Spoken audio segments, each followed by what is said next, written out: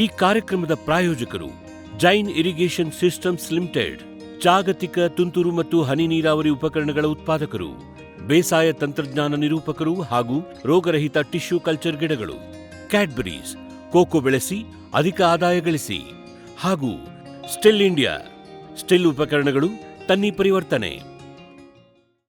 ಮಿತ್ರರೇ, ಇವತ್ತಿನ ದಿವಸ ತೋಟಗಾರಿಕೆ ಒಂದು ವಿಷಯದ ಕುರಿತು ಪಾಠವನ್ನು ಪ್ರಾರಂಭಿಸೋಣ.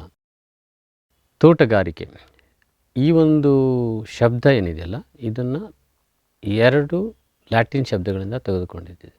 ಒಂದು ಹಾರ್ಟಸ್, ಅರ್ಥ ತೋಟ ಅಥವಾ ಗಾರ್ಡನ್, ಕಲ್ಚುರಾ ಅರ್ಥಾತ್ ಕೃಷಿ ಅಥವಾ ಬೇಸಾಯ. ಸೊ ಇವೆರಡೂ ಶಬ್ದಗಳನ್ನು ಕೂಡಿಸಿದಾಗ ಏನಾಗುತ್ತೆ, ತೋಟದ ಬೇಸಾಯ ಅಥವಾ ತೋಟದ ಬೆಳೆಗಳ ಬೇಸಾಯ. ಇಲ್ಲಿ ತೋಟ ಅಂದರೆ ಮೂಲತಃ ಯಾವುದೇ ಒಂದು ಬೇಲಿ ಅಥವಾ ಒಂದು ರಕ್ಷಿತ ಪ್ರದೇಶದಲ್ಲಿ ಬೇಸಾಯ ಮಾಡೋದಕ್ಕೆ ಪ್ರಾರಂಭದಲ್ಲಿ ಈ ಒಂದು ವ್ಯಾಖ್ಯಾನವನ್ನು ಮಾಡಲಾಗಿತ್ತು. ಆದರೆ ಇತ್ತೀಚಿನ ದಿನಗಳು ಏನಾಗಿದೆ ಕೇಳಿದರೆ, ತೋಟಗಾರಿಕೆಗಳ ಬೆಳೆಗಳನ್ನು ಸಾಕಷ್ಟು ವಿಸ್ತಾರವಾದಂಥ ಪ್ರದೇಶದಲ್ಲಿ ಬೆಳೀತಾ ಇರೋದ್ರಿಂದ ಈ ಮೂಲ ಏನು ವ್ಯಾಖ್ಯಾನ ಇದೆಲ್ಲ ಅನ್ವಯಿಸೋದಿಲ್ಲ. ಹಾಗಾದರೆ ನಾವೀಗ ಈಗಿನ ಪ್ರಸ್ತುತ ಪರಿಸ್ಥಿತಿಯಲ್ಲಿ ತೋಟಗಾರಿಕೆಯನ್ನು ಹೇಗೆ ವ್ಯಾಖ್ಯಾನಿಸ್ಬೋದು? ತೋಟಗಾರಿಕೆ ಅಂದರೆ ಯಾವುದೇ ವಿವಿಧ ಬೆಳೆಗಳಾದಂಥ ಹಣ್ಣು, ತರಕಾರಿ, ತೋಟದ ಪಟ್ಟಿ ಬೆಳೆಗಳು ಅಥವಾ ಪ್ಲಾಂಟೇಷನ್ ಬೆಳೆಗಳು, ಮಸಾಲೆ ಬೆಳೆಗಳು ಅಥವಾ ಔಷಧಿ ಮತ್ತು ಸುಗಂಧ ದ್ರವ್ಯ ಬೆಳೆಗಳು ಅಥವಾ ಹೂವಿನ ಬೆಳೆಗಳನ್ನು ಬೆಳೆಯುವುದು, ಅವುಗಳ ಮಾರಾಟ ಮತ್ತು ಸಂಸ್ಕರಣೆಗೆ ತೋಟಗಾರಿಕೆ ಅನ್ನುವಂಥ ವ್ಯಾಖ್ಯಾನವನ್ನು ನಾವು ಕೊಡ್ಬೋದಾಗಿದೆ. ಈ ತೋಟಗಾರಿಕೆ ಮಹತ್ವ ಏನು? ನಾವು ಇವತ್ತಿನ ದಿವಸ ಏನೇನು ಕಲಿತೀವಿ ಅಂತ ಕೇಳಿದ್ರೆ, ತೋಟಗಾರಿಕೆ ಮಹತ್ವ ಏನು, ಈ ತೋಟಗಾರಿಕೆ ವಿಷಯದಲ್ಲಿ ಎಷ್ಟು ವಿಧಗಳಿವೆ, ಇವುಗಳ ಒಂದು ವಿಶೇಷತೆ ಏನು, ಇವುಗಳ ಬಗ್ಗೆ ಪ್ರಾರಂಭದಲ್ಲಿ ಅಭ್ಯಸಿಸೋಣ ಅಂತ. ಈಗ ಮೊದಲಿಗೆ ತೋಟಗಾರಿಕೆ ಏನು ವಿಷಯದಲ್ಲಿ ಎಷ್ಟು ವಿಧ ಇದೆ ಅಥವಾ ಎಷ್ಟು ವಿಭಾಗಗಳಿವೆ ಅನ್ನೋದನ್ನು ನಾವು ತಿಳಿಯೋಣಂತೆ. ಇದರಲ್ಲಿ ಬಹುಮುಖ್ಯವಾದಂಥ ಮೊದಲನೇ ವಿಭಾಗ ಅಂತಂದರೆ ಹಣ್ಣುಗಳ ಒಂದು ಬೇಸಾಯ ಅಥವಾ ಹಣ್ಣುಗಳ ಕೃಷಿ. ಇದಕ್ಕೆ ಇಂಗ್ಲೀಷ್ನಲ್ಲಿ ಪೋಮಾಲಜಿ ಅಂತೀವಿ. ಇಲ್ಲಿ ಹಣ್ಣು ಅಂದರೆ ಏನು ನೋಡೋದನ್ನು ಮೊದಲು ಅರ್ಥ ಮಾಡ್ಕೋಬೇಕು. ಹಣ್ಣು ಅಂದರೆ ಎಲ್ಲ ಹಣ್ಣುಗಳು ಬರಲ್ಲ. ಉದಾಹರಣೆ ಮೆಣಸಿನಕಾಯಿನೂ ಹಣ್ಣು, ಟೊಮ್ಯಾಟೋನೂ ಹಣ್ಣು. ಅವುಗಳನ್ನು ನಾವು ಹಣ್ಣಿನ ಒಂದು ವಿಭಾಗದಲ್ಲಿ ಸೇರಿಸಲ್ಲ. ಇಲ್ಲಿ ಏನು ಕೇಳಿದರೆ, ಯಾವ ಒಂದು ಗಿಡಗಳಲ್ಲಿ ಬಲಿತ ಮತ್ತು ಅದು ಪೂರ್ತಿ ಮಾಗಿದ ಹಣ್ಣುಗಳನ್ನು ನಾವು ನೇರವಾಗಿ ತಿಂತೀವಲ್ಲ, ಅಂಥ ಒಂದು ಗಿಡಗಳಿಂದ ಬರುವಂಥ ಹಣ್ಣುಗಳನ್ನು ಮಾತ್ರ ನಾವು ಹಣ್ಣುಗಳ ಕೃಷಿಯಲ್ಲಿ ಸೇರಿಸ್ತೀವಿ. ಇದರಲ್ಲಿ ಎಲ್ಲ ಬರ್ಬೋದು, ಮಾವು ಬರ್ಬೋದು, ಚಿಕ್ಕು ಬರ್ತದೆ, ಸೇಬು, ಇಂಥದ್ದು ಭಾಳಷ್ಟು ಒಂದು ಹಣ್ಣುಗಳಿದೆ. ಅವೆಲ್ಲವನ್ನು ಬೆಳೆಯುವುದು, ಅವುಗಳ ಒಂದು ಮಾರಾಟ ಮತ್ತು ಸಂಸ್ಕರಣೆ, ಇವೆಲ್ಲವನ್ನು ಕೂಡಿಸಿ ನಾವು ಹಣ್ಣಿನ ಕೃಷಿ ಅಥವಾ ಪೋಮಾಲಜಿ ಅನ್ನುವಂಥ ಒಂದು ವಿಭಾಗವನ್ನು ಮಾಡ್ತೀವಿ. ಎರಡನೇ ವಿಭಾಗ ಅಂದರೆ ತರಕಾರಿ ಕೃಷಿ ಅಥವಾ ಒಲೆರಿಕಲ್ಚರ್ ಅಂತೀವಿ. ಸೊ ಇದೇನು ಕೇಳಿದರೆ, ಇದರಲ್ಲಿ ಎಲ್ಲ ತರಕಾರಿ ಇಲ್ಲಿ ಅಂದರೆ ನಾವು ಅದನ್ನು ತರಕಾರಿಯನ್ನು ವ್ಯಾಖ್ಯಾನ ಮಾಡಬೇಕಂತಾದರೆ ಯಾವ್ಯಾವ ಗಿಡಗಳಲ್ಲಿ ಅವುಗಳು ಯಾವುದೇ ಭಾಗ ಇರ್ಬೋದು, ಎಲೆ ಇರ್ಬೋದು, ಹೂವು ಇರ್ಬೋದು, ಹಣ್ಣು ಇರ್ಬೋದು, ಬೇರಿರ್ಬೋದು, ಇವುಗಳನ್ನು ನೇರವಾಗಿ ಇಲ್ಲ ಅದನ್ನು ಬೇಯಿಸಿ ಬೇರೆ ಒಂದು ಪ್ರಮುಖ ಆಹಾರದ ಸಂಗಡ ಸೇವಿಸುವಂಥದ್ದಕ್ಕೆ ತರಕಾರಿ ಅಂತೀವಿ. ಈ ತರಕಾರಿ ಬೆಳೆಗಳ ಕೃಷಿ ಮಾಡುವುದು, ಬೇಸಾಯ ಮಾಡುವುದು, ಅವುಗಳ ಮಾರಾಟ ಮತ್ತು ಅವುಗಳ ಸಂಸ್ಕರಣೆಗೆ ತರಕಾರಿ ಕೃಷಿ ಅಂತ ನಾವು ಹೇಳ್ಬೋದು. ಇನ್ನು ಮೂರನೇದು ಅಂದರೆ ಪುಷ್ಪ ಕೃಷಿ ಅಥವಾ ಉದ್ಯಾನ ಒಂದು ವಿಭಾಗ ಅಂತ ಅನ್ಬೋದು. ಇದರಲ್ಲೇನು ಕೇಳಿದರೆ 2 ಭಾಗ ಬರುತ್ತೆ. ಒಂದು ನೇರವಾಗಿ ಹೂವಿನ ಬೆಳೆಗಳನ್ನು ಬೆಳೆಯುವುದು. ಸೊ ಹೂವಿನ ಬೆಳೆಯನ್ನು ಬೆಳೆಯೋದಿರ್ಬೋದು ಅಥವಾ ಅವುಗಳನ್ನು ಮಾರಾಟ ಮತ್ತು ಸಂಸ್ಕರಣೆಗೆ ಪುಷ್ಪ ಕೃಷಿ ಅನ್ಬೋದು. ಇದರಲ್ಲಿ ವಾಣಿಜ್ಯ ಪುಷ್ಪ ಕೃಷಿ ಅಂತಲೂ ಅಂತೀವಿ. ಇನ್ನೊಂದು ಎರಡನೇ ಭಾಗ ಅಂದರೆ ಉದ್ಯಾನವನ್ನು ಒಂದು ತಯಾರು ಮಾಡೋದಿರ್ಬೋದು, ಅವುಗಳನ್ನು ನಡೆಸ್ಕೊಂಡು ಹೋಗ್ಬೋದು. ಇದು ಎರಡನೇ ಭಾಗ. ಇದಕ್ಕೆ ಇಂಗ್ಲೀಷ್ನಲ್ಲಿ ಲ್ಯಾಂಡ್ಸ್ಕೇಪ್ ಗಾರ್ಡನಿಂಗ್ ಅಂತೀವಿ, ಅಥವಾ ಇವೆರಡನ್ನೂ ಕೂಡಿದರೆ ಆರ್ನಮೆಂಟಲ್ ಗಾರ್ಡನಿಂಗ್ ಅಂತೀವಿ. ಸೊ ಈ ಒಂದು ಏನು ವಿಭಾಗದಲ್ಲಿ ಏನಿದೆಯಲ್ಲ, ನಾವು ಬೆಳೆಗಳನ್ನು ಬೆಳೆಯುವುದಿರ್ಬೋದು ಅಥವಾ ಇದೇ ಪುಷ್ಪ ಬೆಳೆಗಳನ್ನು ಅಥವಾ ಅಲಂಕಾರಿಕ ಬೆಳೆಗಳನ್ನು ನಮ್ಮ ಒಂದು ಉದ್ಯಾನಗಳಲ್ಲಿ ಏನು ಬೆಳೆಸ್ತೀವಲ್ಲ, ಅದೆಲ್ಲವೂ ಈ ವಿಭಾಗದಲ್ಲಿ ಸೇರಿಕೊಳ್ಳುತ್ತೆ. ಇದರಲ್ಲಿ ಪ್ರಧಾನ ಪುಷ್ಪ ಕೃಷಿಯಲ್ಲಿ ಮುಖ್ಯವಾದಂಥ ಬೆಳೆಗಳೆಂದರೆ ಸೇವಂತಿಗೆ ಇರ್ಬೋದು, ಗುಲಾಬಿ ಇರ್ಬೋದು, ಆಸ್ಟರ್ ಇರ್ಬೋದು, ಅಥವಾ ಕನಕಾಂಬರ ಇರ್ಬೋದು, ಮಲ್ಲಿಗೆ ಇರ್ಬೋದು, ಇವೆಲ್ಲ ಈ ಒಂದು ವಿಭಾಗದಲ್ಲಿ ಬರ್ತದೆ. ಇದಲ್ಲದೆ ನಾವು ಉದ್ಯಾನಕ್ಕೆ ಸಂಬಂಧಪಟ್ಟಂತೆ ಹೇಳುವಾಗ ಹುಲ್ಲಿನ ಹಾಸಿಗೆ ಮಾಡೋದಿರ್ಬೋದು, ಅಥವಾ ಹೂವಿನ ಬೆಳೆಗಳನ್ನು ತೋಟದಲ್ಲಿ ವಿವಿಧ ರೀತಿಯಲ್ಲಿ ಬೆಳೆಯೋದಿರ್ಬೋದು, ಅಥವಾ ಕೆಲವೊಂದು ಅಲಂಕಾರಿಕ ಎಲೆಗಳಿರುವಂಥ ಗಿಡಗಳನ್ನು ಬೆಳೆಸ್ಬೋದು. ಇವೆಲ್ಲ ಉದ್ಯಾನ ಕೃಷಿ ವಿಭಾಗದಲ್ಲಿ ಬರುತ್ತೆ. ಇನ್ನು ಮುಂದಿನ ಒಂದು ವಿಭಾಗ ಅಂತಂದರೆ ಪ್ಲಾಂಟೇಷನ್ ಬೆಳೆಗಳು ಅಥವಾ ತೋಟಪಟ್ಟಿ ಬೆಳೆಗಳು ಅಂತಲೂ ಅಂತಾರೆ. ಇದರಲ್ಲಿ ಏನು ಕೇಳಿದ್ರೆ, ಇದು ಉಳಿದೆಲ್ಲ ವಿಭಾಗಕ್ಕೆ ಸ್ವಲ್ಪ ವ್ಯತ್ಯಾಸ ಏನು ಕೇಳಿದ್ರೆ, ಈಗ ಹಣ್ಣಿನ ಬೆಳೆ ಇರ್ಬೋದು, ತರಕಾರಿ ಬೆಳೆ ಇರ್ಬೋದು, ಅಥವಾ ಹೂವಿನ ಬೆಳೆಗಳು, ಇಲ್ಲೆಲ್ಲ ನಾವು ಹೆಂಗೆ ಅವುಗಳನ್ನ ಒಂದು ವಿಂಗಡಣೆ ಮಾಡಿದ್ವಿ ಕೇಳಿದ್ರೆ ಅವುಗಳ ಉಪಯೋಗದ ಮೂಲಕ ವಿಂಗಡಣೆ ಮಾಡಿದ್ವಿ. ಆದರೆ ಈ ಒಂದು ತೋಟಪಟ್ಟಿ ಬೆಳೆಗಳಲ್ಲಿ ಅವುಗಳ ಉಪಯೋಗ ವಿವಿಧವಾಗಿದೆ. ಉದಾಹರಣೆಗೆ ತೆಂಗು ಎಣ್ಣೆಗೆ ಬರುತ್ತೆ, ಅಡಿಕೆ ಅಗಿಲಿಗೆ ಬರುತ್ತೆ, ಆಮೇಲೆ ರಬ್ಬರು ಯಾವುದೋ ಒಂದು ಕೈಗಾರಿಕೆ ಉಪಯೋಗ ಅಂತ ಪದಾರ್ಥವನ್ನು ಕೊಡುತ್ತೆ. ಇದರಲ್ಲಿ ಮುಖ್ಯವಾಗಿ ಬೆಳೆಯುವ ರೀತಿಯ ಮೇಲೆ ಇದನ್ನು ವಿಂಗಡಣೆ ಮಾಡಿದ್ದಿದೆ. ಈ ಒಂದು ಎಲ್ಲ ಬೆಳೆಗಳನ್ನು ಒಂದು ಒಟ್ಟುಗೂಡಿಸಿದ್ದಿದೆ. ಇವುಗಳನ್ನು ವಿಸ್ತಾರ ಪ್ರದೇಶದಲ್ಲಿ ಒಂದೇ ಬೆಳೆಯನ್ನು ಬಹು ವಿಸ್ತಾರ ಪ್ರದೇಶದಲ್ಲಿ ಬೆಳೆಯೋದ್ರಿಂದ ಅಥವಾ ಪ್ಲಾಂಟೇಷನ್ ಅಂತೀವಿ. ಸೊ ಆ ಕಾರಣದಿಂದ ಇವನ್ನು ಸೇರಿಸಿದ್ದಿದೆ. ಇದಲ್ಲದೆ ಈ ಪ್ಲಾಂಟೇಷನ್ ಬೆಳೆಗಳು ಅಥವಾ ತೋಟಪಟ್ಟಿ ಬೆಳೆಗಳು ಏನು ವಿಶೇಷತೆ ಅಂದರೆ, ಇವು ಓನ್ಲಿ ಉಷ್ಣವಲಯದ ಬೆಳೆಗಳು ಅಲ್ಲದೆ ಇವುಗಳನ್ನು ಸಂಸ್ಕರಿಸದೆ ಉಪಯೋಗಿಸ್ಲಿಕ್ಕೆ ಬರುವುದಿಲ್ಲ. ಆದ್ದರಿಂದ ಇವು ಎಲ್ಲವನ್ನು ಪ್ಲಾಂಟೇಷನ್ ಬೆಳೆಗಳು ಹೊಂದಿದ್ದಾರೆ. ಇದರ ನಾನು ಹೇಳಿದಾಗೆ ತೆಂಗು ಬರ್ಬೋದು, ಅಡಿಕೆ, ತಾಳೆ, ಕಾಫಿ, ಚಹಾ, ಅಲ್ಲದೆ ಕೋಕೋ ಮತ್ತು ಗೋಡಂಬಿ, ಇವೆಲ್ಲ ತೋಟಪಟ್ಟಿ ಬೆಳೆಗಳಲ್ಲಿ ಅಥವಾ ಪ್ಲಾಂಟೇಷನ್ ಬೆಳೆಗಳಲ್ಲಿ ಬರುತ್ತೆ. ಇನ್ನು ಮುಂದಿನ ಒಂದು ವಿಭಾಗ ಅಂತಾದರೆ ಮಸಾಲೆ ಪದಾರ್ಥ ಅಥವಾ ಸಾಂಬಾರು ಪದಾರ್ಥಗಳ ಒಂದು ಕೃಷಿ. ಇಲ್ಲೂ ಸಹಿತ ಅವುಗಳಲ್ಲಿರುವಂತಹ ಒಂದು ಸುಗಂಧವಾದಂಥ ವಾಸನೆ ಇರ್ಬೋದು, ಅವು ಆಹಾರಕ್ಕೆ ಕೊಡುವಂಥ ರುಚಿಗಳ ಮೇಲೆ ಇದನ್ನು ವಿಂಗಡಿಸಿದ್ದಿದೆ. ಸೊ ಯಾವುದೇ ಬೆಳೆಗಳಲ್ಲಿ ಅವುಗಳ ಯಾವುದೇ ಭಾಗ ಇರ್ಬೋದು, ಅದು ಕಾಂಡ ಇರ್ಬೋದು, ಬೇರಿರ್ಬೋದು, ಅಥವಾ ಕಾಯಿ ಇರ್ಬೋದು, ಇವುಗಳಿರುವಂತಹ ಒಂದು ಸುಗಂಧ ಅಥವಾ ರುಚಿಯನ್ನು ಕೊಡುವಂತಹ ಒಂದು ಕಾರಣಕ್ಕಾಗಿ ಇವನ್ನು ಉಪಯೋಗಿಸುವಂಥದ್ದು. ಸೊ ಯಾವುದೇ ಒಂದು ಬೆಳೆಗಳಲ್ಲಿ ಅವುಗಳನ್ನು ರುಚಿಯನ್ನು ಕೊಡಲು ಅಥವಾ ಒಂದು ಸುವಾಸನೆ ಕೊಡಲಿಕ್ಕೆ ಉಪಯೋಗಿಸಿದಾಗ ಅವನ್ನು ಸಾಂಬಾರು ಪದಾರ್ಥ ಅಂತೀವಿ.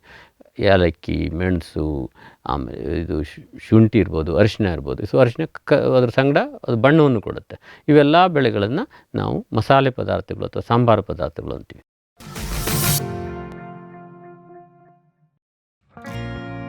ಜೈನ್ ಇರಿಗೇಷನ್ ಸಿಸ್ಟಮ್ಸ್ ಲಿಮಿಟೆಡ್ ಭಾರತದ ಹನಿ ನೀರಾವರಿ ತಂತ್ರಜ್ಞಾನದ ಪ್ರಥಮ ಪ್ರವರ್ತಕ, ಜಗತ್ತಿನ ಅತಿ ದೊಡ್ಡ ಸ್ಪ್ರಿಂಕ್ಲರ್ಸ್ ಉತ್ಪಾದಕ ಕಂಪನಿ.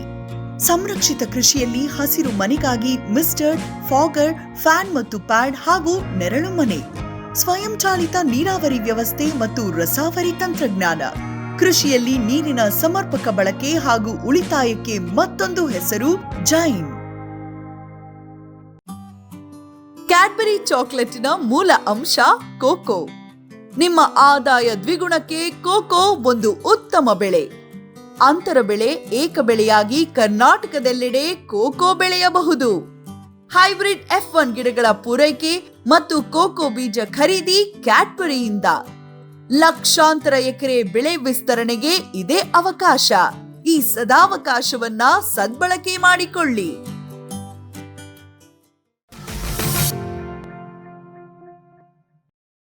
ಇನ್ನು ಮುಂದಿನ ಒಂದು 2 ವಿಭಾಗ ಅಂದರೆ ಎರಡೂ ಸಾಮಾನ್ಯವಾಗಿ ಒಟ್ಟೆ ಹೋಗ್ತವೆ. ಔಷಧಿ ಮತ್ತು ಸುಗಂಧ ದ್ರವ್ಯ ವಿಭಾಗ ಅಂತೇಳಿ, ಅಥವಾ ಸುಗಂಧ ದ್ರವ್ಯ ಕೃಷಿ ಅಂತೇಳಿ. ಇಲ್ಲಿ ಔಷಧಿ ಗಿಡಗಳು ಅಂದರೆ, ಈಗ ನಾವು ಇದಕ್ಕೂ ಹಿಂದಿನ ಅಭ್ಯಾಸ ಏನು ವಿಭಾಗವನ್ನು ನೋಡಿದ್ರೆ ಅದರಲ್ಲೂ ಕೆಲವೊಂದಕ್ಕೆ ಔಷಧಿ ಗುಣ ಇದೆ. ಆದರೆ ಪ್ರಮುಖವಾಗಿ ಯಾವ ಬೆಳೆಗಳಲ್ಲಿ ಅವುಗಳಿಂದ ಔಷಧಿಗೆ ಬೇಕಾದಂಥ ಒಂದು ಗುಣದ ಪದಾರ್ಥವನ್ನು ನಾವು ಸಂಸ್ಕರಣೆ ಮಾಡಿ ತೆಗಿತೀವಲ್ಲ, ಅವಕ್ಕೆ ಔಷಧಿ ಗಿಡಗಳು ಅಂತೀವಿ. ಇದರಲ್ಲಿ ತುಳಸಿ ಇರ್ಬೋದು, ಅಶ್ವಗಂಧ ಇರ್ಬೋದು, ಸರ್ಪಗಂಧ ಇರ್ಬೋದು, ಇವೆಲ್ಲ ಅದರಲ್ಲೂ ಹಾಗೆ ಬೇರೆ ಬೇರೆ ಗಿಡದ ಭಾಗಗಳಿಂದ ತಗೋಬೋದು. ಅದೇ ರೀತಿ ಸುಗಂಧ ದ್ರವ್ಯಗಳಲ್ಲೂ ಹಾಗೆ ಸುಗಂಧ ದ್ರವ್ಯಗಳ ಬೇರೆ ಬೇರೆ ಭಾಗದಿಂದ ಅವುಗಳ ಈ ಸುಗಂಧ ಎಣ್ಣೆಯನ್ನು ತೆಗೆದು ಅವುಗಳನ್ನು ನಾವು ಸುಗಂಧ ದ್ರವ್ಯ ತೆಗೆದಲಿಕ್ಕೂ ಅಥವಾ ಪರ್ಫ್ಯೂಮ್ ಅಂತೀವಲ್ಲ ಅದರಲ್ಲೂ ಉಪಯೋಗಿಸ್ತೀವಿ. ಸೊ ಇದು ಮುಖ್ಯವಾದಂಥ ಪ್ರಧಾನ ವಿಭಾಗಗಳು.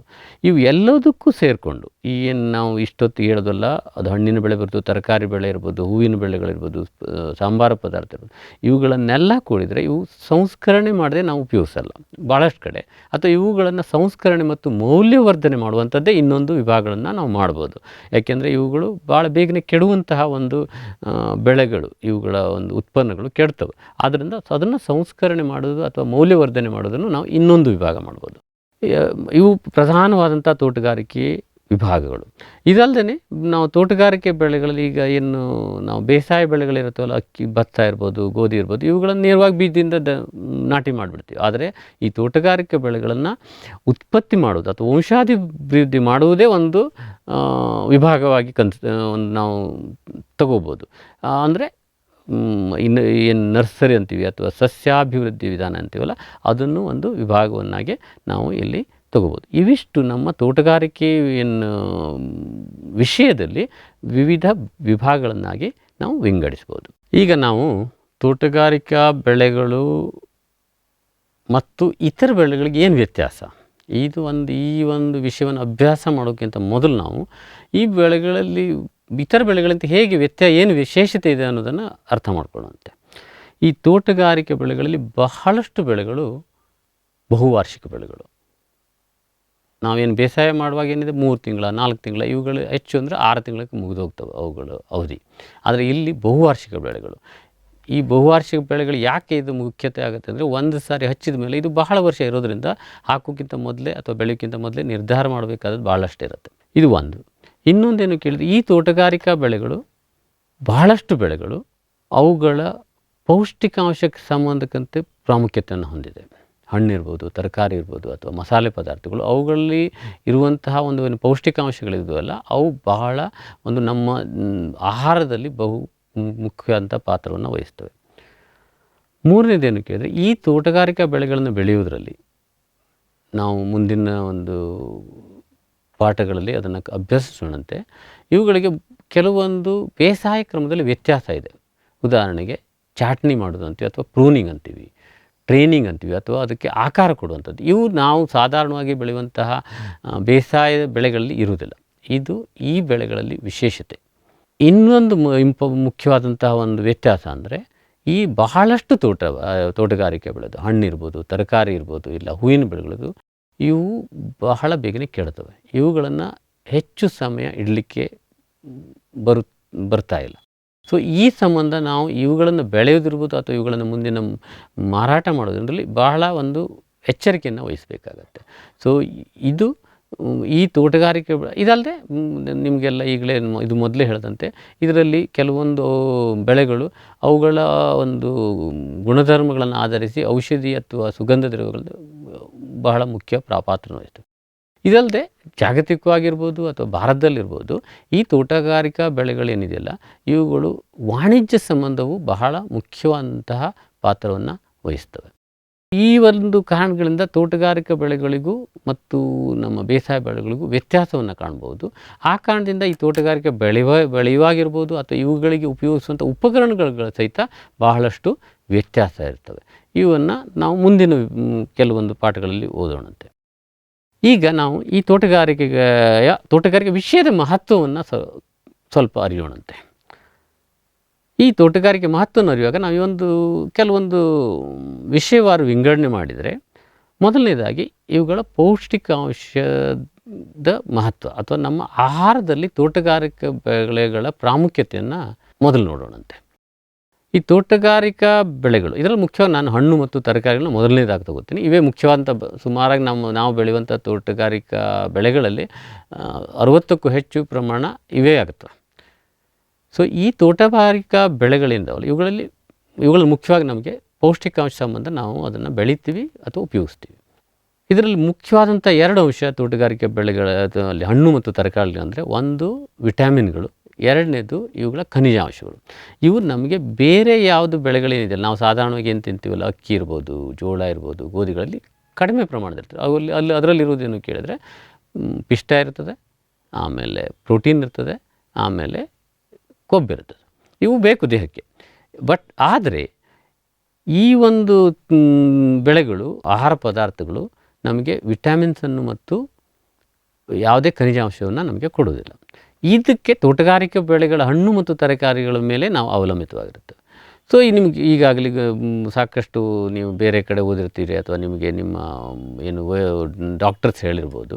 ಏನು ಕೇಳಿದ್ರೆ, ನಮಗೆ ಬೇರೆ ಬೇರೆ ವಿಟಮಿನ್ಗಳ ಮಹತ್ವ ಭಾಳಿದೆ ಅಥವಾ ಖನಿಜಾಂಶಗಳ ಮಹತ್ವ ಭಾಳಿದೆ ಅಂತೇಳಿ. ಸೊ ಇವು ಹಣ್ಣು ತರಕಾರಿನ ಕೊಡ್ತೀವಿ ಅಂತ ನಾನು ಈಗಾಗಲೇ ಹೇಳಿದೆ. ಸೊ ಯಾವ್ಯಾವ ವಿಟಮಿನ್ಸು ಯಾವ್ಯಾವ ಇದನ್ನು ಕೊಡ್ತವೆ ಅಂತ ಸ್ವಲ್ಪ ನಾವು ಓದೋಣಂತೆ. ಮೊದಲನೇದಾಗಿ ವಿಟಮಿನ್ ಎ. ಇದು ಕಣ್ಣಿನ ಒಂದು ಏನು ಆರೋಗ್ಯವನ್ನು ಕಾಪಾಡುವಲ್ಲಿ ಸಹಾಯ ಮಾಡುತ್ತೆ, ಅಥವಾ ಕಣ್ಣು ಯಾವುದೇ ರೀತಿ ಅದು ದೃಷ್ಟಿ ದೋಷ ಬರದೇ ಇದ್ದಂಗೆ ಸಹಾಯ ಮಾಡುತ್ತೆ. ಸೊ ಇದು ಇರುವಂಥ ಹಣ್ಣು ಮತ್ತು ತರಕಾರಿಗಳು ಯಾವ್ಯಾವುದು ಅಂತ ನೋಡಿದರೆ, ಸೊ ನಮಗೆ ಮುಖ್ಯವಾಗಿ ಹಣ್ಣುಗಳಲ್ಲಿ ಬರುತ್ತೆ ಮಾವು, ಪಪಾಯ, ಇವೆರಡು ಬಹಳ ಹೆಚ್ಚಿನ ಪ್ರಮಾಣದಲ್ಲಿ ವಿಟಮಿನ್ ಎ ಇರುವಂಥದ್ದು.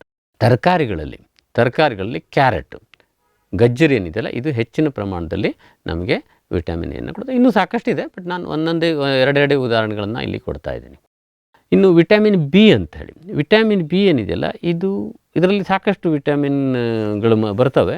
ಇದರಲ್ಲಿ ಮುಖ್ಯವಾಗಿ ನಮಗೆ ಈ ವಿಟಮಿನ್ ಬಿಗಳನ್ನು ಸಾಧಾರಣವಾಗಿ ಈ ನಟ್ಸ್ ಅಂತೀವಿ. ನಟ್ಸ್ ಅಂದರೆ ಗೋಡಂಬಿ ಇರ್ಬೋದು, ಬಾದಾಮಿ ಇರ್ಬೋದು, ಪಿಷ್ಟ ಇರ್ಬೋದು, ಇವುಗಳಲ್ಲಿ ಹೆಚ್ಚಿನ ಪ್ರಮಾಣದಲ್ಲಿ ಸಿಗುತ್ತೆ. ಇದಲ್ಲದೆ ನಮಗೆ ತರಕಾರಿಗಳಲ್ಲಿ ಈ ಏನು ಬೀನ್ಸ್ ಇರ್ಬೋದು, ಅಲಸಂದಿ ಇರ್ಬೋದು, ಅಥವಾ ಬಟಾಣಿ ಇರ್ಬೋದು, ಇವುಗಳಲ್ಲಿ ಹೆಚ್ಚಿನ ಪ್ರಮಾಣದಲ್ಲಿ ಸಿಗುತ್ತದೆ. ಇದು ವಿಟಮಿನ್ ಬಿ ಸಂಬಂಧಪಟ್ಟದ್ದು. ಇನ್ನು ವಿಟಮಿನ್ ಸಿ ಅಂದರೆ ಇದು ಮುಖ್ಯವಾಗಿ ಅಸ್ಕಾಬಿಕ್ ಆ್ಯಸಿಡ್ ಅಂತೀವಿ. ಈ ವಿಟಮಿನ್ ಸಿ ಏನಿದೆಯಲ್ಲ, ಸಾಧಾರಣ ಹುಳಿ ಇರುವಂಥ ಹಣ್ಣುಗಳಲ್ಲಿ ಹೆಚ್ಚಿನದಾಗಿ ಸಿಗುತ್ತೆ. ಅದರಲ್ಲೂ ಮುಖ್ಯವಾಗಿ ನಮಗೆ ಹೆಚ್ಚಿನ ಪ್ರಮಾಣದಲ್ಲಿ ವಿಟಮಿನ್ ಸಿ ಸಿಗುವಂಥದ್ದು ಅಂದರೆ ನೆಲ್ಲಿಕಾಯಿ, ಪೇರಲ, ಆಮೇಲೆ ಎಲ್ಲ ರೀತಿ ಸಿಟ್ರಸ್ ಫ್ರೂಟ್ಸ್ ಅಂತೀವಲ್ಲ, ಅಥವಾ ಲಿಂಬೆ ಜಾತಿಗೆ ಸೇರಿದ ಹಣ್ಣುಗಳು ಅಥವಾ ಕಿತ್ತಳೆ ಜಾತಿಗೆ ಸೇರಿದ ಹಣ್ಣುಗಳಲ್ಲಿ ಹೆಚ್ಚಿನ ಪ್ರಮಾಣದಲ್ಲಿ ಸಿಗುತ್ತೆ. ಇದಲ್ಲದೆ ತರಕಾರಿಗಳಲ್ಲೂ ಕೆಲವೊಂದು ತರಕಾರಿಗಳು ಸಿಗುತ್ತೆ. ಉದಾಹರಣೆ ಮೆಣಸಿನಕಾಯಿ ಇರ್ಬೋದು, ಮೆಣಸಿನಕಾಯಿ, ಇವುಗಳಲ್ಲಿ ವಿಟಮಿನ್ ಸಿ ಹೇರಳವಾಗಿ ಸಿಗುತ್ತೆ.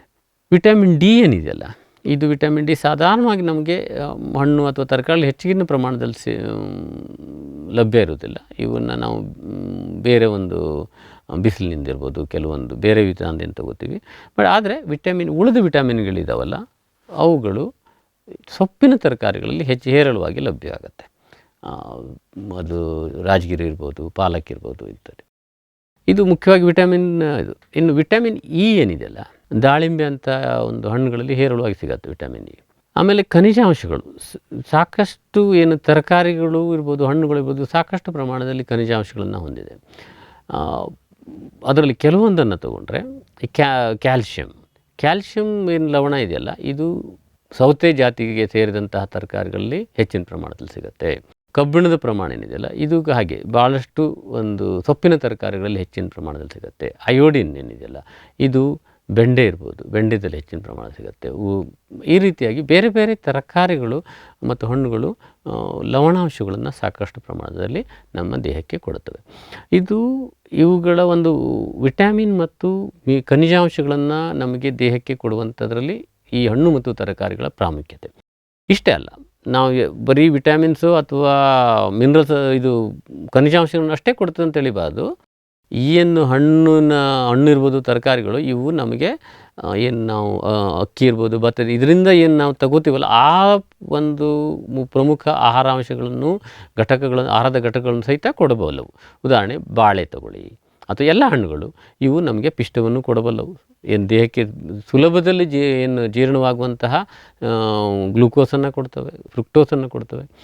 ಇನ್ನು ಪ್ರೋಟೀನ್ಗಳಿಗೆ ಸಂಬಂಧಪಟ್ಟಂತೆ ಎಲ್ಲ ನಟ್ಟುಗಳೇನಿದೆಯಲ್ಲ, ಅದು ಗೋಡಂಬಿ ಇರ್ಬೋದು, ಅಥವಾ ಬಾದಾಮಿ ಇರ್ಬೋದು, ಅಥವಾ ಪಿಷ್ಟ ಇರ್ಬೋದು, ಇವು ನಮಗೆ ಪ್ರೋಟೀನನ್ನು ಕೊಡಬಲ್ಲವು. ಇನ್ನು ಕೊಬ್ಬಿಗೆ ಸಂಬಂಧಪಟ್ಟಂತೆ ನಮ್ಮಲ್ಲಿ ತೋಟಗಾರಿಕೆ ಬೆಳೆಗಳಲ್ಲಿ ಕೊಬ್ಬಿನ ಅಂಶ ಭಾಳ ಕಡಿಮೆನೇ. ಆದರೂ ಸಹಿತ ಉದಾಹರಣೆಗೆ ಈ ನಟ್ಸ್ ಅಂದನಲ್ಲ, ಆ ನಟ್ಸ್ಗಳಲ್ಲೆಲ್ಲಗಳು ಕೊಬ್ಬು ಇದೆ.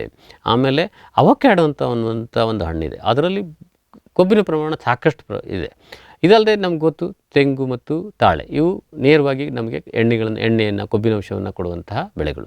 ಸೊ ಈ ಕಾರಣದಿಂದ ನೋಡಿದಾಗ ನಮ್ಮ ತರಕಾರಿ ಅಥವಾ ಏನು ತೋಟಗಾರಿಕೆ ಬೆಳೆಗಳಲ್ಲಿ ನಮ್ಮ ದೇಹಕ್ಕೆ ಬೇಕಾದಂಥ ಎಲ್ಲ ಆಹಾರ ಪದಾರ್ಥಗಳನ್ನು ಒದಗಿಸುವಂಥ, ಆಹಾರದ ಘಟಕಗಳನ್ನು ಒದಗಿಸುವಂತಹ ಒಂದಲ್ಲ ಒಂದು ಬೆಳೆಗಳು ಇದ್ದೇ ಇದ್ದಾವೆ. ಇದು ಏನು ಪೌಷ್ಟಿಕಾಂಶವನ್ನು ಪೂರೈಸುವುದರಲ್ಲಿ ಹಣ್ಣು ಮತ್ತು ಅಥವಾ ತೋಟಗಾರಿಕೆ ಬೆಳೆಗಳ ಪ್ರಾಮುಖ್ಯತೆ ಇಷ್ಟು.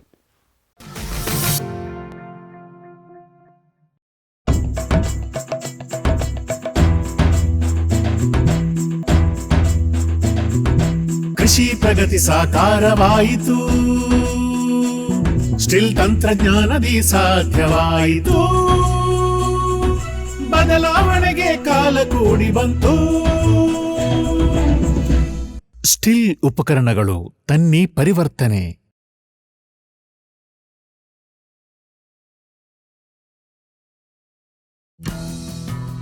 ಜೈನ್ಸ್ ಜಗತ್ತಿನ ಅತಿದೊಡ್ಡ ಅಂಗಾಂಶ ಕೃಷಿ ಪ್ರಯೋಗಾಲಯ ಹಾಗೂ ಟಿಸಿ ಗಿಡಗಳ ಉತ್ಪಾದಕರು. ಸಮೃದ್ಧ ಇಳುವರಿಗೆ ಜೈನ್ ಜೀನೇನ್, ಯಾಲಕ್ಕಿ, ನೇಂದ್ರನ್ ಹಾಗೂ ಕೆಂಪು ಬಾಳೆ ಸಸಿಗಳು, ದಾಳಿಂಬೆ, ಭಗವತಳಿಯ ರೋಗಮುಕ್ತ ಸಸಿಗಳು, ಲಕ್ನೋ 49 ಪೇರಳೆ, ಸ್ಟ್ರಾಬೆರಿ ಇತ್ಯಾದಿ ಗಿಡಗಳು ಯೋಗ್ಯ ಬೆಲೆಯಲ್ಲಿ. ಅಂಗಾಂಶ ಕೃಷಿಯ ಜಾಗತಿಕ ಬ್ರ್ಯಾಂಡ್ ಜೈನ್.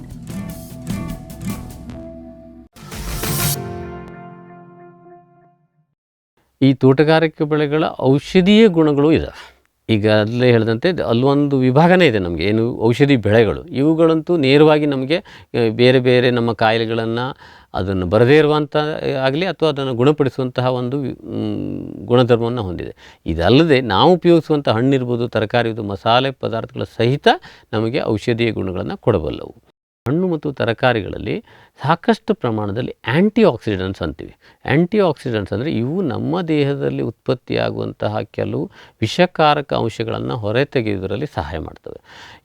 ಇವು ಏನು ಮಾಡ್ತವೆ, ಇವು ನಮ್ಮ ದೇಹದಲ್ಲಿ ಒಂದು ಹೆಚ್ಚಿನ ಪ್ರಮಾಣದಲ್ಲಿ ಸಂಗ್ರಹಿಸಿದಾಗ ನಮ್ಮ ದೇಹಕ್ಕೆ ಬರುವಂಥ ಭಾಳಷ್ಟು ಕಾಯಿಲೆಗಳಾದಂತಹ ಡಯಾಬಿಟೀಸ್ ಇರ್ಬೋದು ಅಥವಾ ಹೃದಯಕ್ಕೆ ಸಂಬಂಧ ಕಾಯಿಲೆಗಳಿರ್ಬೋದು, ಇವೆಲ್ಲ ಏನು ಕೇಳಿದರೆ ಈ ಒಂದು ವಿಷಕಾರಕ ವಸ್ತುಗಳು ನಮ್ಮ ದೇಹದಲ್ಲಿ ಸಂಗ್ರಹಿಸಿದಾಗ ಈ ಆ್ಯಂಟಿ ಆಕ್ಸಿಡೆಂಟ್ಸ್ ಏನು ಮಾಡ್ತವೆ, ಇವನ್ನು ತೆಗಲಿಕ್ಕೆ ಸಹಾಯ ಮಾಡ್ತವೆ. ನಮ್ಮ ಹಣ್ಣುಗಳಲ್ಲಿರುವಂತಹ ವಿಟಮಿನ್ ಎ ಇರ್ಬೋದು ಅಥವಾ ವಿಟಮಿನ್ ಸಿ ಇರ್ಬೋದು ಅಥವಾ ವಿಟಮಿನ್ ಇ ಇರ್ಬೋದು, ಇವುಗಳು ಹೆಚ್ಚಿನ ಪ್ರಮಾಣದಲ್ಲಿ ಆ್ಯಂಟಿ ಆಕ್ಸಿಡೆಂಟ್ ಒಂದು ಗುಣಧರ್ಮವನ್ನು ಹೊಂದಿರೋದ್ರಿಂದ ಇವುಗಳ ಸೇವನೆ ನಮ್ಮ ಈ ಒಂದು ದೇಹಕ್ಕೆ ಬರುವಂಥ ಕಾಯಿಲೆಗಳನ್ನು ನಿವಾರಿಸುವುದರಲ್ಲಿ ಸಹಾಯ ಮಾಡ್ತವೆ. ಇನ್ನು ಕೆಲವೊಂದು ಏನು ನಮ್ಮ ತರಕಾರಿಗಳೇನಿದಾವಲ್ಲ, ಇವು ಹೆಚ್ಚಿನ ಪ್ರಮಾಣದಲ್ಲಿ ನಾರಿನ ಅಂಶವನ್ನು ಹೊಂದಿದೆ. ಈ ಹೆಚ್ಚಿನ ನಾರಿನ ಅಂಶ ಹೊಂದಿರುವಂತಹ ಒಂದು ಪದಾರ್ಥಗಳನ್ನು ಸೇವಿಸೋದ್ರಿಂದ ನಮ್ಮ ಜೀರ್ಣಕ್ರಿಯೆ ಸುಗಮವಾಗುತ್ತದೆ. ಆದ್ದರಿಂದ ಅದರಿಂದ ಸಹಿತ ನಾವು ಕೆಲವೊಂದು ರೋಗಗಳನ್ನು ತಡೆಗಟ್ಟಬಹುದು. ಇದಲ್ಲದೆ ಕೆಲವೊಂದು ತರಕಾರಿಗಳು, ಹಣ್ಣುಗಳು, ಅದರಲ್ಲೂ ಉದಾಹರಣೆ ದ್ರಾಕ್ಷಿ ಇರ್ಬೋದು ಅಥವಾ ಪೇರಲ ಇರ್ಬೋದು, ಇವು ಲ್ಯಾಕ್ಸೇಟಿವ್ ಅಂತೀವಿ. ಅಂದರೆ ಇವುಗಳನ್ನು ಸೇವಿಸೋದ್ರಿಂದ ದೇಹದಲ್ಲಿ ಸೇವಿಸಿದಂತಹ ಒಂದು ಆಹಾರ ಬೇಗನೆ ನಮ್ಮ ಅನ್ನನಾಳದಿಂದ ಹೊರಗೆ ಹೋಗಲಿಕ್ಕೆ ಸಹಾಯ ಆಗುತ್ತವೆ. ಇದರಿಂದ ನಮ್ಮ ದೇಹದ ಒಂದು ಮುಖ್ಯವಾದಂಥ ಕಾನ್ಸ್ಟಿಪೇಷನ್ ಅಂತೀವಿ, ಸರಿಯಾಗಿ ಜೀರ್ಣ ಆಗಿದೆ, ಆಹಾರ ಜೀರ್ಣ ಆಗಿದೆ, ಏನು ತೊಂದರೆ ಆಗುತ್ತಲ್ಲ ಅದನ್ನು ನಿವಾರಣೆ ಮಾಡ್ಬೋದು. ಇದಲ್ಲದೆ ನಮ್ಮ ಸಾಂಬಾರು ಪದಾರ್ಥಗಳು, ಭಾಳಷ್ಟು ಸಾಂಬಾರು ಪದಾರ್ಥ, ಅದು ಮೆಣಸಿರ್ಬೋದು, ಶುಂಠಿ ಇರ್ಬೋದು ಅಥವಾ ಅರಿಶಿನ ಇರ್ಬೋದು, ಇವುಗಳು ತಮ್ಮದೇ ಆದಂಥ ಕೆಲವೊಂದು ಔಷಧಿ ಅಥವಾ ಅವುಗಳನ್ನು ಏನು ಖಾರವನ್ನು ಕೊಡ್ಬೋದಿರ್ಬೋದು ಅಥವಾ ಬಣ್ಣವನ್ನು ಕೊಡುವಂತಹ ಕೆಲವೊಂದು ಅಂಶಗಳನ್ನು ಹೊಂದಿವೆ. ಇವು ಅದು ತಮ್ಮ ಒಂದು ಮೂಲಧರ್ಮ ಅಲ್ಲದೆ ಅವು ಔಷಧಿ ಗುಣಗಳನ್ನು ಹೊಂದಿವೆ. ಉದಾಹರಣೆಗೆ ಅರಿಶಿನದಲ್ಲಿರುವಂಥ ಕರ್ಕ್ಯುಮಿನ್ ಅಂತನ್ನುವಂಥದ್ದು ಇದು ಕ್ಯಾನ್ಸರ್ ನಿವಾರಕ. ಆಮೇಲೆ ಈಗೇನು ಕಾಳು ಮೆಣಸಿರ್ಬೋದು ಅಥವಾ ಶುಂಠಿಯಲ್ಲಿರುವಂಥ ಏನು ಖಾರದ ಪ್ರಮಾಣ ಇರುತ್ತಲ್ಲ, ಇದು ನಮಗೆ ಭಾಳಷ್ಟು ಗಂಟಲು ಸಂಬಂಧಿತ ಅಥವಾ ಶ್ವಾಸಕೋಶಕ್ಕೆ ಸಂಬಂಧಂತಹ ತೊಂದರೆಗಳನ್ನು ನಿವಾರಿಸಲು ಸಹಾಯ ಮಾಡ್ತದೆ. ಈ ರೀತಿಯಾಗಿ ತಮ್ಮ ಮೂಲವಾದಂತಹ ಒಂದು ಆಹಾರದ ಒಂದು ಗುಣಧರ್ಮ ಬಿಟ್ಟು ಇವುಗಳಿಗೆ ಔಷಧೀಯ ಗುಣಧರ್ಮಗಳನ್ನು ಹೊಂದಿವೆ. ಆಮೇಲೆ ಈಗ ಅಂತ ಹೇಳಿದಂತೆ ಔಷಧೀಯ ಒಂದು ಗಿಡಗಳಂತೂ ಅವುಗಳೆಲ್ಲ ನೇರವಾಗಿ ಔಷಧಿಗಳನ್ನೇ ಕೊಡುತ್ತವೆ. ಇದಲ್ಲದೆ ಈ ಒಂದು ನಮ್ಮ ಒಂದು ಇತ್ತೀಚಿನ ದಿವಸಗಳಲ್ಲಿ ಅರೋಮಾ ಥೆರಪಿ ಅಂತೀವಿ. ಅಂದರೆ ಈ ಔಷಧಿ ಇದು ಸುಗಂಧ ದ್ರವ್ಯಗಳನ್ನು ಉಪಯೋಗಿಸ್ಕೊಂಡು ಸಹಿತ ನಾವು ಕೆಲವೊಂದು ದೇಹದ ತೊಂದರೆಗಳನ್ನು ನಿವಾರಿಸ್ಕೊಳ್ಬೋದು.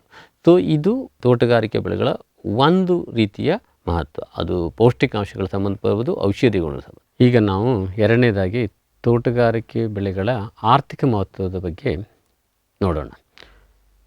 ಈ ತೋಟಗಾರಿಕಾ ಬೆಳೆಗಳೇನಿದಾವಲ್ಲ, ಭಾರತದ ಒಂದು ಆರ್ಥಿಕ ಒಂದು ಸ್ಥಿತಿಯನ್ನು ಸುಧಾರಿಸುವಲ್ಲಿ ಬಹಳ ಪ್ರಮುಖ ಪಾತ್ರವನ್ನು ವಹಿಸ್ತವೆ. ಮೊದಲನೇದಾಗಿ ಈ ತೋಟಗಾರಿಕಾ ಬೆಳೆಗಳಿಂದಲೇ ಇವುಗಳ ಎಕರೆವಾರು ಉತ್ಪನ್ನವನ್ನು ತಗೊಂಡ್ರೆ, ನಾವು ಭತ್ತ ಇರ್ಬೋದು, ಜೋಳ ಇರ್ಬೋದು, ಶೇಂಗಾ ಇರ್ಬೋದು, ಇವುಗಳ ಒಂದು ಉತ್ಪಾದನೆಯನ್ನು ಒಂದು ಹೋಲಿಸಿದರೆ ಎಷ್ಟು ಬರ್ಬೋದು? ಒಂದು ಎಕರೆಗೆ ಸಾಧಾರಣವಾಗಿ ಈ ಎಣ್ಣೆಕಾಳುಗಳ ಬೆಳೆಗೆ ಆದರೆ 10 ಕ್ವಿಂಟಲ್ ಸಹಿತ ಬರೋಲ್ಲ, 5 ರಿಂದ 6 ಕ್ವಿಂಟಲ್. ಇನ್ನು ಕೆಲವೊಂದು ಬೆಳೆ ಜೋಳ ಇರ್ಬೋದು, ಇಂಥವು ಹೆಚ್ಚು ಅಂದರೆ ಒಂದು ಎಕರೆಗೆ 10-15 ಕ್ವಿಂಟಲ್ ಬರ್ಬೋದು. ನಾವು ಈ ತೋಟಗಾರಿಕೆ ಬೆಳೆಗಳಲ್ಲಿ ಇವುಗಳ ಉತ್ಪಾದನೆ ಎಷ್ಟು ಅಂತ ನೋಡೋಣ. ಈಗ 1 ಎಕರೆ ಬಾಳೆ ಬೆಳೆದ್ರೆ ಸರಾಸರಿ ನಮಗೆ 25 ರಿಂದ 30 ಟನ್ನಷ್ಟು ಇಳುವರಿ ಬರುತ್ತೆ. ಭಾಳಷ್ಟು ರೈತರು 40 ಟನ್ನನ್ನು ತಗೋತಾರೆ, ಆದರೆ ಸರಾಸರಿಯಲ್ಲಿ ಒಂದು 20 ರಿಂದ 30 ಟನ್ನನ್ನು ಸುಲಭದಲ್ಲಿ ತಗೋಬೋದು. ದ್ರಾಕ್ಷಿ ತಗೊಳ್ಳಿ, 10 ರಿಂದ 15 ಟನ್. ಪಪಾಯ ತಗೊಳ್ಳಿ, ಇದು ಸಹಿತ 30 ಟನ್ಗಿಂತ ಹೆಚ್ಚಿಗೆ ಬರುತ್ತೆ. ಸೊ ಹೆಚ್ಚಿನ ತೋಟಗಾರಿಕೆ ಬೆಳೆಗಳ ಒಂದು ಉತ್ಪಾದನೆ ಏನಿದೆಯಲ್ಲ, ನಾವು ಯಾವಾಗಲೂ ಟನ್ನಲ್ಲಿ ಅಳಿತೀವಿ ಹೊರತು ಕ್ವಿಂಟಲ್ನಲ್ಲ. ಇದು ಪ್ರಪ್ರಥಮವಾಗಿ ತೋಟಗಾರಿಕೆ ಬೆಳೆಗಳ ಒಂದು ಉತ್ಪಾದನೆಗೂ ಬೇಸಾಯ ಬೆಳೆಗಳ ಉತ್ಪಾದನೆಗೂ ವ್ಯತ್ಯಾಸ. ಹಾಗಂದಾದ ತಕ್ಷಣ ಇವುಗಳ ಒಂದು ಏನು ನಮಗೆ ಬರುವಂಥ ಆದಾಯ ಕಡಿಮೆ ಅಲ್ಲ. ಕೆಲವೊಂದು ಸಾರಿ ಏನಾಗುತ್ತೆ, ಉತ್ಪಾದನೆ ಹೆಚ್ಚಿರುತ್ತೆ, ಆದರೆ ಅವುಗಳಿಗೆ ಒಂದು ಕೆ ಜಿ ಲೆಕ್ಕದಲ್ಲೂ ಅಥವಾ ತೂಕದ ಲೆಕ್ಕದಲ್ಲಿ ಮಾಡಿದಾಗ ಅವುಗಳ ಬೆಲೆ ಕಡಿಮೆ ಇರುತ್ತೆ. ಹಾಗೇನಿಲ್ಲ, 1 kg ಬಾಳೆನೇ ತಗೊಂಡಂತೆ ಕನಿಷ್ಠ ಅಂದರೂ ಸಹಿತ ರೈತರಿಗೆ 10 ರೂಪಾಯಿ ಸಿಗತ್ತೆ. ದ್ರಾಕ್ಷಿಯಲ್ಲಂತೂ ಇನ್ನೂ ಜಾಸ್ತಿ ಸಿಗುತ್ತೆ. ಸೊ ಇವುಗಳ ಬರೀ ಕೇವಲ ಇಳುವರಿ ಮಾತ್ರ ಅಲ್ಲ, ಅವುಗಳಿಂದ ಬರುವಂಥ ಆದಾಯವೂ ಹೆಚ್ಚು. ತೋಟಗಾರಿಕಾ ಬೆಳೆಗಳ ಹೆಚ್ಚಿನ ಬೆಳೆಗಳಲ್ಲಿ ಆದಾಯ ಪ್ರತಿ ಎಕರೆವಾರು ಹೆಚ್ಚಿನದೇ ಇರುತ್ತೆ. ಸೊ ಇದು ಪ್ರಮುಖ ಒಂದು ಕಾರಣ ತೋಟಗಾರಿಕಾ ಬೆಳೆಗಳನ್ನು ನಾವು ಆಯ್ಕೆ ಮಾಡಲಿಕ್ಕೆ. ಎರಡನೇದೇನು ಕೇಳಿದರೆ, ಈ ತೋಟಗಾರಿಕಾ ಬೆಳೆಗಳನ್ನು ಬೆಳೆದಾಗ ಇವುಗಳು ಹೆಚ್ಚಿನ ಪ್ರಮಾಣದಲ್ಲಿ ಒಂದು ನಮಗೆ ಎಂಪ್ಲಾಯ್ಮೆಂಟ್ ಅಂತೀವಲ್ಲ, ಕೂಲಿಗಳನ್ನು ನಾವು ಇಡೀ ವರ್ಷ ನಾವು ನಮ್ಮ ಉಪಯೋಗಿಸುವುದರಲ್ಲಿ ಸಹಾಯ ಆಗುತ್ತೆ. ಒಂದು ಉದಾಹರಣೆ ತಗೊಂಡ್ರೆ, ಸಾಧಾರಣವಾಗಿ ಬೇಸಾಯ ಬೆಳೆಗಳಲ್ಲಿ ಒಂದು ವರ್ಷಕ್ಕೆ ಅಥವಾ ಒಂದು ಬೆಳೆಗೆ 100 ರಿಂದ 143 ಒಂದು ಕೂಲಿ ಆಳುಗಳ ಅವಶ್ಯಕತೆ ಇರುತ್ತೆ. ಇದೇ ನೀವು ಯಾವುದಾದ್ರು ಬೆಳೆಗಳು, ದ್ರಾಕ್ಷಿ ಅಂತ ಬೆಳೆಗಳಲ್ಲಿ ಇದು ಸುಮಾರಾಗಿ 500 ರಿಂದ 1000 ಆಗುತ್ತೆ ಒಂದು ಎಕರೆಗೆ. ಸೊ ಅಂದರೆ ಈ ಬೆಳೆಗಳನ್ನು ಬೆಳೆದಾಗ ನಾವು ಇಡೀ ವರ್ಷ ಒಂದು ಆಳುಗಳಿಗೆ ಕೆಲಸ ಕೊಡಲಿಕ್ಕೆ ಸಾಗುತ್ತೆ.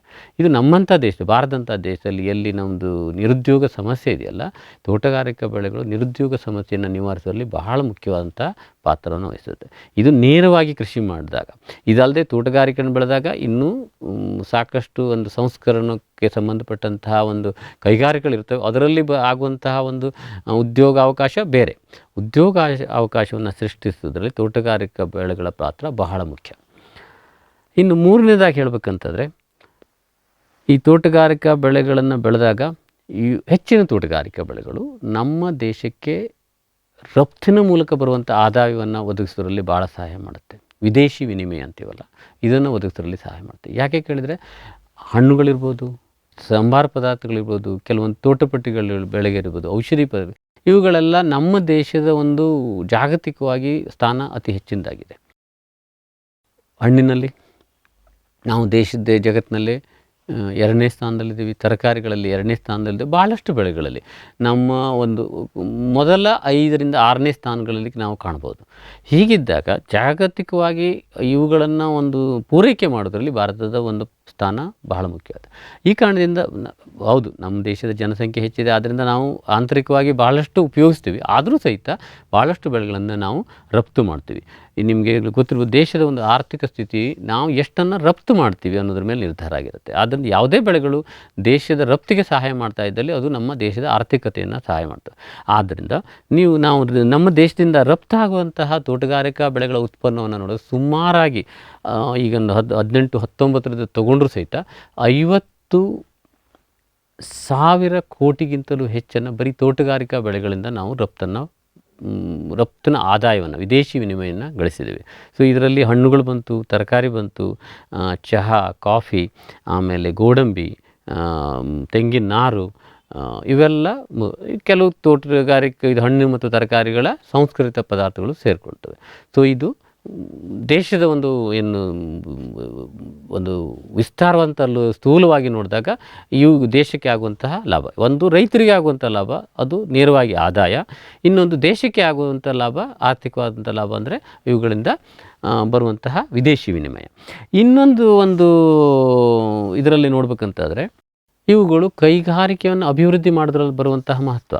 ಕೈಗಾರಿಕೆ ಈಗ ಹಣ್ಣು ಮತ್ತು ತರಕಾರಿಗಳನ್ನು ಸಂಸ್ಕರಣೆ ಮಾಡೋದ್ರಿಂದ ನಾವು ಅವುಗಳ ಆದಾಯವನ್ನು ದ್ವಿಗುಣಿಸ್ತೀವಿ, ಅಂದರೆ ಮೌಲ್ಯವರ್ಧನೆ ಅಂತೀವಿ. ಮಾಡುವಾಗ ಯಾವಾಗಲೂ ಒಂದು ಕೈಗಾರಿಕೆ ಆಗಲೇಬೇಕು. ಸೊ ಇದರಿಂದ ಕೈಗಾರಿಕೆ ಒಂದು ಅಭಿವೃದ್ಧಿಯಲ್ಲೂ ಸಹಾಯ ಆಗುತ್ತೆ. ಇದಲ್ಲದೆ ತೋಟಪಟ್ಟಿ ಬೆಳೆಗಳಿದೆ ಅಥವಾ ಪ್ಲಾಂಟೇಷನ್ ಕ್ರಾಪ್ಗಳಿಂದ ಇವುಗಳನ್ನು ಸಂಸ್ಕರಣೆ ಮಾಡದೆ ಉಪಯೋಗಿಸ್ಲಿಕ್ಕೆ ಬರಲ್ಲ. ಇವುಗಳು ರಬ್ಬರ್ ಇರ್ಬೋದು, ತೆಂಗಿರ್ಬೋದು, ಇವೆಲ್ಲ ಬೆಳೆಗಳನ್ನು ಒಂದು ಸಂಸ್ಕೃತದಲ್ಲಿ ಮತ್ತೆ ಒಂದು ಕೈಗಾರಿಕಾ ಅಭಿವೃದ್ಧಿ ಆಗುತ್ತೆ. ನಿಮಗೆಲ್ಲ ಗೊತ್ತಿರಬೇಕು, ಕೈಗಾರಿಕಾ ಅಭಿವೃದ್ಧಿಯು ಸಹಿತ ದೇಶದ ಒಂದು ಅಭಿವೃದ್ಧಿಯ ಒಟ್ಟಾರೆ ಅಭಿವೃದ್ಧಿಯನ್ನು ಸೂಚಿಸುತ್ತದೆ. ಸೊ ಆದ್ದರಿಂದ ಈ ತೋಟಗಾರಿಕಾ ಬೆಳೆಗಳು ಇತರ ಬೆಳೆಗಳಿಗಿಂತ ಕೈಗಾರಿಕಾ ಅಭಿವೃದ್ಧಿಯಲ್ಲಿ ಹೆಚ್ಚಿನ ಸಹಾಯವನ್ನು ಮಾಡುತ್ತೆ.